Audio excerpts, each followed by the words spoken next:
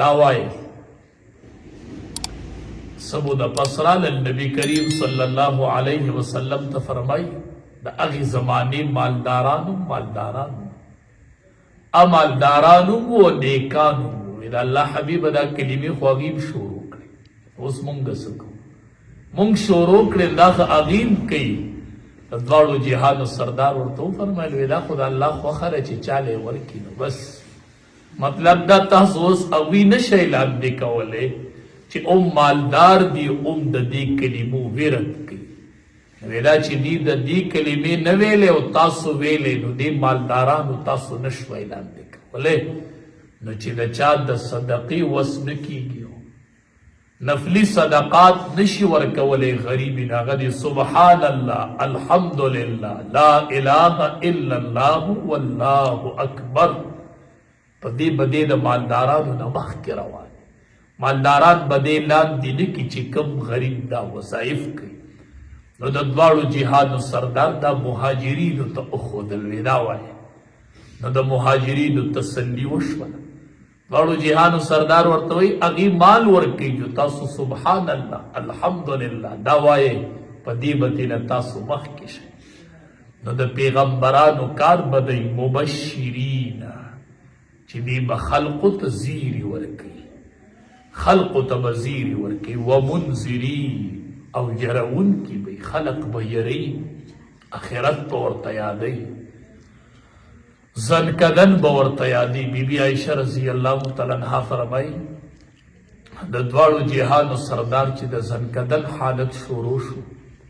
ما غیږ کې سر پروت و داسې به یې لاس اوبو کې لون کو داسې به یې په مخ راښ وی یا الله زه ستا نه امداد غواړم په تا سره الله امداد غواړم د چپو د مرګ نه خدایه د سلګو د زنکدن نه خدایه دې کې امداد راکړي لاس په یې لمده و په مخ باندې به یې راښکه نو د انبیو کار به دی چې منذرین خلق به یری چې میدان محشر را روان خلق به یری چې یوه تله د میزان را روانه یوه غټه درنه تله به الله لګي او حساب به کوي داسې درنه تله ده داسې سیده تله ده یو صحابي نبی علیه السلام نه تپوس کې وي زما غلام دی اکله ناکله زما خبره نه اوري زه ورته وقارېږم سپېړه ورکمه د دې به ما سره حساب کېږي د دواړو جهانو سردار ورته فرمایي او ستا دا قار دړه او د هغه ګناه به وتلل شي هغه چې کوم ګناه کړي ستا خبره یې نه منلي نو هغه قار به هم وتلل شي ستا قار دړه او ستا سپېړه به هم وتلل شي او د هغه ګناه به هم وتلل شي نو که د هغه قصور کم و تا سزا سیوا ورکړي نو تا نه به د هغې غلام دپاره به ستا نه انتقام اخیستی شي او که نه ستا سپېړه پې کمه وختله د هغه ګناه ډېره وختله نو هغه به تا دپاره ذمه دار دا یوه سپېړه به تلل شي دا یو کنزل چې دې چاته کړي په ګناه باندې دا به الله تلي نو د انبیو کار به دی منذرین چې خلق به یری نو موږ نه دي رالیږلي پیغمبران مګر خوشخبري ورکوونکي او یرونکي ویجادل الذین کفروا جګړه کوي هغه کسان چې کافران دي بالحق په دروغه دی په دروغه د انبیو سره جګړې کوي لیدحضوا به الحق چې وران کی په دې سره حق خبره بس په ناحقه د انبیو سره اونخلي او جګړې شروع کړي دا اکثر منافق سړی داسې کوي شور به جوړ کړي بیا پکې د حق پته نه لګي دا شور دې دپاره جوړوي چې لیدحضوا به الحق چې وران کی په دې سره دا حق خبره به پټه کړي هسې شور او غوبل به جوړ کړي دا د دوی کار واتخذوا آیاتی او نیولی دی دوی آیاتی زما آیاتون او زما کلام وما او اغس انذرو چې دی پی یرولی شوی دی او اغا انذرو چې دی تا یره او رولی شي غزوا توقا دوی دا په ټوک ونیسي زما په کلام پورې ټوکې کې هغه انذرو چې دی پې یرولی شوي دي هزوا دې ته زما دا کلام ټوکې ښکاري